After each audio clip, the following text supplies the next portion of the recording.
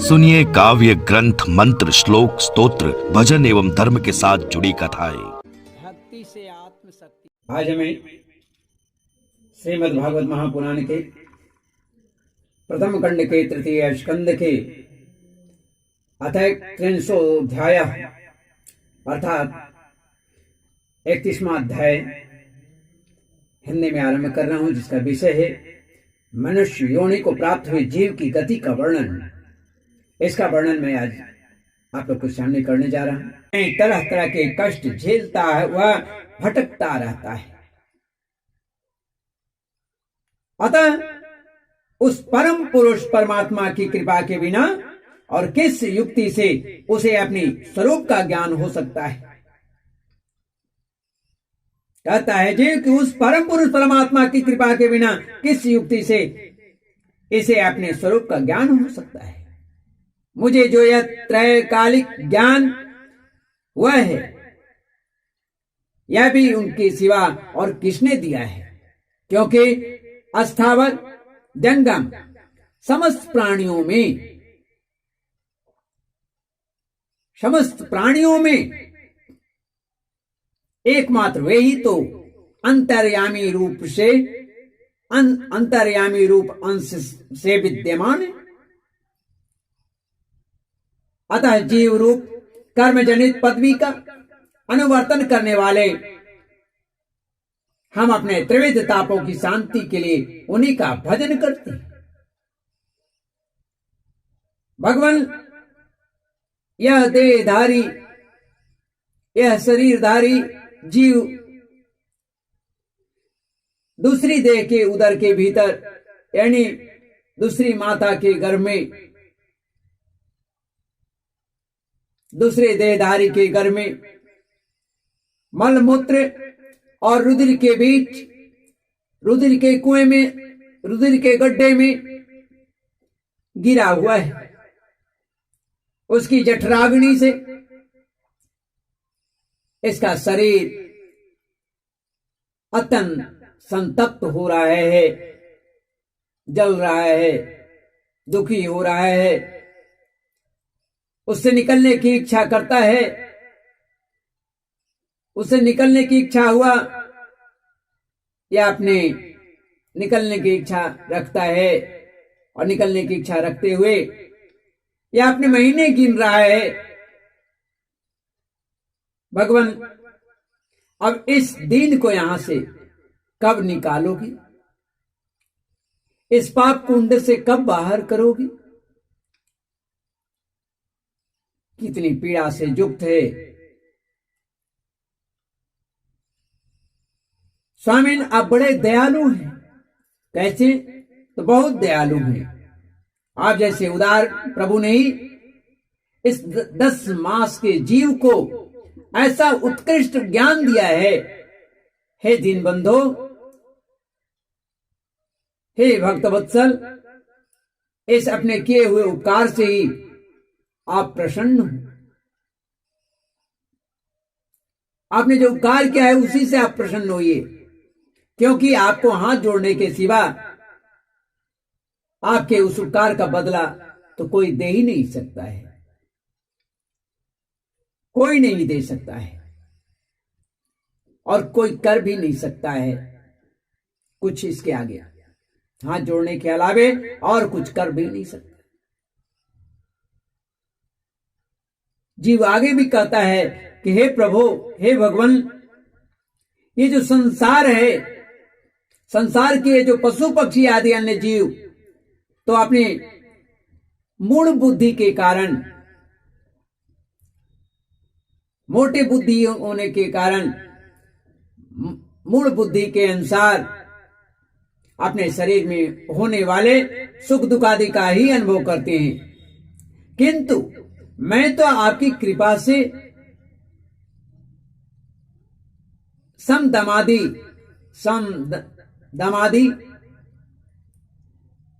साधन संपन्न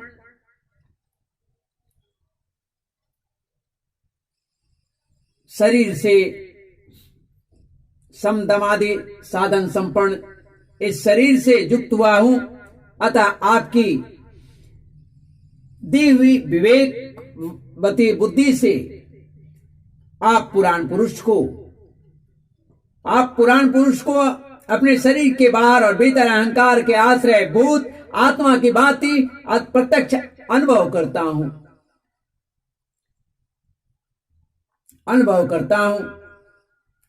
आगे जीव कहता है, सोहम वसन्नपि विभो बहु दुख वासं गर्भान्न निर्जिगमिषे वैरन्द कूपे यत्रोपयातमुपसर्पति देव माया मिथ्या मतिर्यदनो संसृति चक्रमेतत्।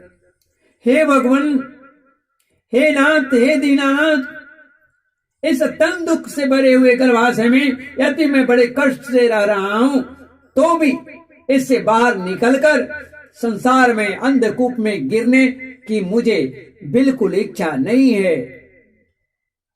हमें उस संसार में जाने की बिल्कुल इच्छा नहीं है, क्योंकि उसमें जाने वाले जीव को माया निश्चित घेर लेती है, माया निश्चित पकड़ लेती है। आपकी जो माया है,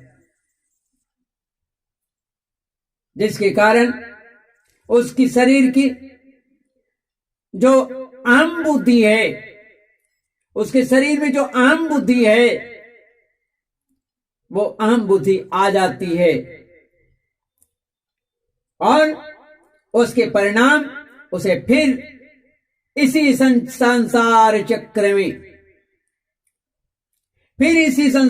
चक्र में ही पड़ना पड़ता होता है। इसलिए हे प्रभु,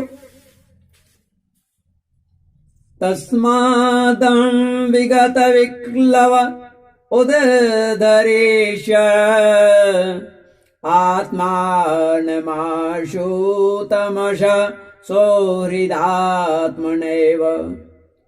भूयो यथा व्यसन मे तदनेकरन्दम् मामे भविष्यदुपसादित विष्णुपाद। अतः मैं व्याकुलता को छोड़कर हृदय में श्री विष्णु भगवान के चरणों को स्थापित कर अपनी बुद्धि की सहायता से ही अपने को बहुत शीघ्र इस संसार रूप समुद्र में के पार लगा दूंगा, जिससे मुझे अनेक प्रकार के दोषों से युक्त यह संसार दुख फिर न प्राप्त। इस तरह की बात जब जीव भगवान से कहता है, तो कपिल जी कहते हैं अपनी माता से कि माता, वह 10 महीने का जीव गर्भ में ही जब इस प्रकार विवेक संपन्न होकर के प्रभु की स्तुति करता है, 10 महीने का वह जीव जो है भगवान की स्तुति करता है, तब उसे अधोमुख बालक को प्रसव काल की वायु तत्काल बाहर आने के लिए ढकेलने लगती है। जब इस तरह से स्तुति भगवान को करता है, तब वह प्रसव काल की जो वायु होती है तत्काल उसको बाहर ढकेलने का प्रयास करने लगता है। उसके सासा ढकेलने पर वह बालक अत्यंत व्याकुल हो नीचे सिर करके बड़े कष्ट से बाहर निकलता है। उस समय उसके श्वास की गति रुक जाती है, पीड़ा से श्वास की गति रुक जाती है और पूर्व स्मृति भी नष्ट हो जाता है। जो पहले याद था वह उस भयानक पीड़ा के कारण वह स्मृति भी नष्ट हो जाती है, लुप्त हो जाती है। पृथ्वी पर माता के रुधिर और मूत्र में पड़ा हुआ वह बालक विष्ठा के कीड़े के समान छटपटाता है। उसका गर्भवास का सारा ज्ञान नष्ट हो जाता है। जो गर्भ में ज्ञान था वो सभी बेकार हो जाता है, सब कुछ बिल्कुल लुप्त हो जाता है। और वह विपरीत गति, यानी जहां ज्ञान था वहां सीधे उल्टा हो गया। देहाभिमान रूप अज्ञान दशा, अज्ञान की जो दशा होती है उसको प्राप्त होकर वह बार बार जोर जोर से रोता है। फिर जो लोग उसका अभिप्राय समझते हैं या अभिप्राय नहीं समझ सकते, जब वह रोता है तो लोग उसका अभिप्राय नहीं समझ सकते, उसके द्वारा उसका पालन पोषण होती है। ऐसी अवस्था में उसे जो प्रतिकूल प्राप्त होती है, प्रतिकूलता जो प्राप्त होती है, उसका निषेध करने की शक्ति भी उसमें नहीं होता है। जो प्रतिकूल परिस्थिति उत्पन्न है उससे बचने का कोई उपाय भी नहीं है, नहीं जानता है, वो कर नहीं सकता है, सामर्थ्य नहीं होता है उसके पास। वो कैसे? जब उस जीव को शिशु अवस्था में खटमल आदि काटते हैं, छोटे छोटे कीट पतंग मच्छर आदि जो है जब काटता है, स्वेदज जीव चिपटे रहते हैं, वैसी अवस्था में उससे जीव जो शिशु अवस्था में है वह अपने हाथों से वह शरीर को खुजला भी नहीं सकता है। खुजलाने के लिए उठाने अथवा करवट बदलने की भी उसमें सामर्थ्य नहीं होती है, और उसी अवस्था में वह छटपटाता है, तड़पता है, तो वह रोने लगता है।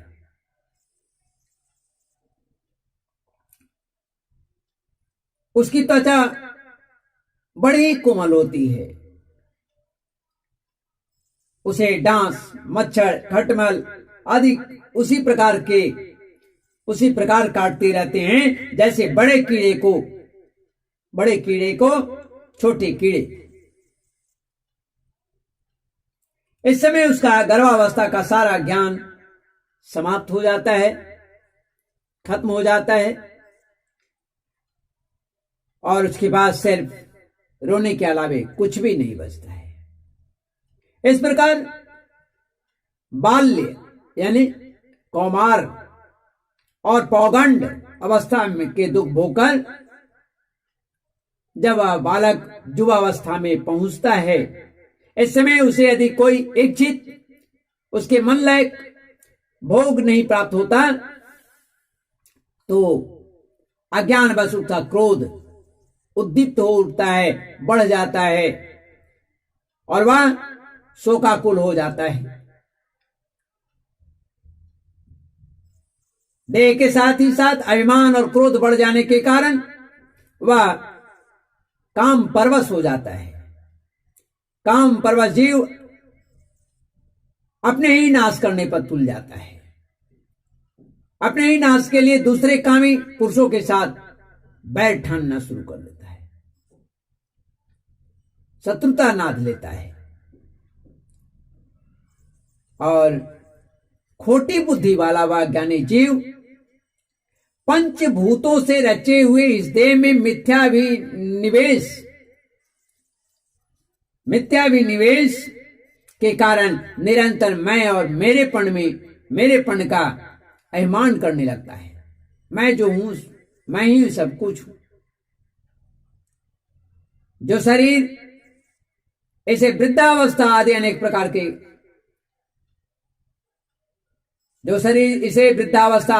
प्रकार के कष्ट को ही देता है, तथा अविद्या और कर्म के सूत्र से बंधा रहने के कारण सदा इसके पीछे लगा रहता है, जिसमें बंध जाने के कारण उसे बार बार संसार चक्र में पड़ना पड़ता है। सन्मार्ग में,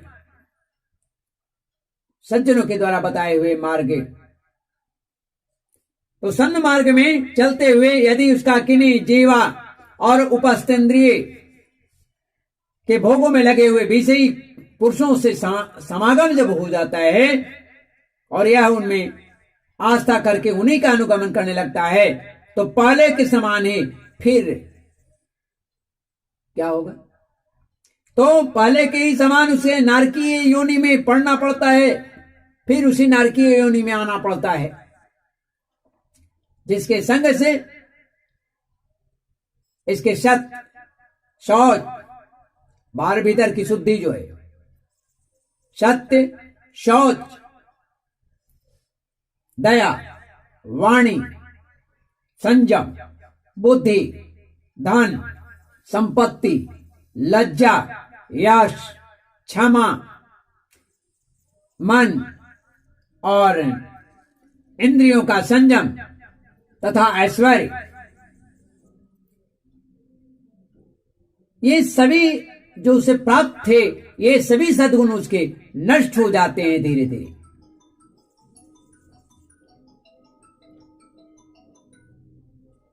सभी गुण सद्गुण जो हैं नष्ट हो जाते हैं उन अत्यंत शोचनीय स्त्रियों के क्रीड़ा मृग यानी खिलौना की तरह अशांत, मूढ़ और देहात्मदर्शी असत्य पुरुषों का संग कभी नहीं करनी चाहिए, क्योंकि इसके ऐसे लोगों के संग करने से ये सभी का नाश हो जाता है, अर्थात स्वयं ही नारकीय योनि में पड़ जाता है। क्योंकि इस जीव को किसी और का संग करने से ऐसा मोह और बंधन नहीं होता है जैसा स्त्री और स्त्रियों के संगियों का संग करने से होता है। एक बार अपनी पुत्री सरस्वती को देखकर ब्रह्मा जी भी उसके रूप लावण्य से मोहित हो गए थे और उसके मृगी रूप, हिरण के रूप के मृगी रूप होकर भागने पर, उसके यानी सरस्वती के मृग रूप धारण करके भागने पर उनके पीछे निर्लज्जतापूर्ण लाज शर्म को त्याग करके मृग रूप होकर के वे दौड़ने लगे। ब्रह्मा जी ने मरीचि आदि प्रजापतियों की तथा मरीचि आदि ने कश्यपादि की और कश्यपादि ने देव मनुष्य आदि प्राणियों की सृष्टि की है। अतः इनमें एक ऋषि प्रवर श्री नारायण को छोड़कर ऐसा कौन पुरुष हो सकता है जिसकी बुद्धि स्त्री रूपणी माया से मोहित ना हो। कहते हैं कि हो मेरी इस स्त्री रूपणी माया का बल तो देखो, जो अपने भ्रिकुटी विलास मात्र से बड़े बड़े दिग्विजयी वीरों को पैरों से कुचल देती है। संग न कुर्यात् प्रमदा सुजातु योगस्य पारं परमारुरुक्षु मत सेवया प्रतिलब्धात्मलाभो वदन्ति यद्वारमस्य। जो पुरुष योग के परम पद पर आरूढ़ होना चाहता हो अथवा जिसे मेरी सेवा के प्रभाव से आत्मा अनात्मा का विवेक हो गया हो, वह स्त्रियों का संग कभी न करे, क्योंकि उन्हें ऐसे पुरुष के लिए नर का खुला हुआ द्वार बताया गया है। नर का खुला द्वार बताया गया है। भगवान की रची हुई यह जो स्त्री रूपणी माया धीरे धीरे के में से आप पास आती है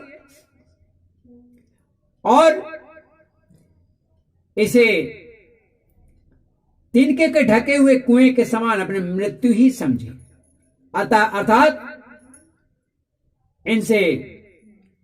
इनकी शरीर से दूरी ही बनाए रखे।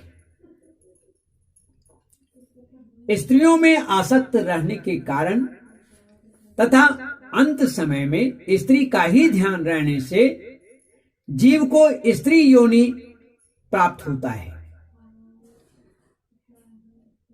जैसा मृत्यु के समय ध्यान होता है उसी के अनुसार उसका पुनर्जन्म होता है। तो स्त्रियों में ध्यान होने पर स्त्री योनि में जीव को लेना पड़ता है, जन्म लेना पड़ता है। इस प्रकार स्त्री योनि को प्राप्त हुआ जीव पुरुष रूप में प्रतीत होने वाली माया मेरी माया को ही धन, पुत्र और गृह आदि देने वाला अपना पति मानता है। जिस प्रकार व्याधा के द्वारा गाए हुए गान का कानों को प्रिय लगने पर भी बेचारे भोले भाले पशुओं को फंसाकर उनके नाश का ही कारण बनता है, उसी प्रकार उन पुत्र, पति और गृह आदि, घर आदि को विधाता के निश्चित की हुई अपनी मृत्यु ही जाने। जो इसमें आसक्त होगा वह इसी तरह का मृत्यु को प्राप्त करेगा, नरक का की ओर बढ़ जाएगा, अगर आसक्ति उसमें बनी रही। आगे कहते हैं कि हे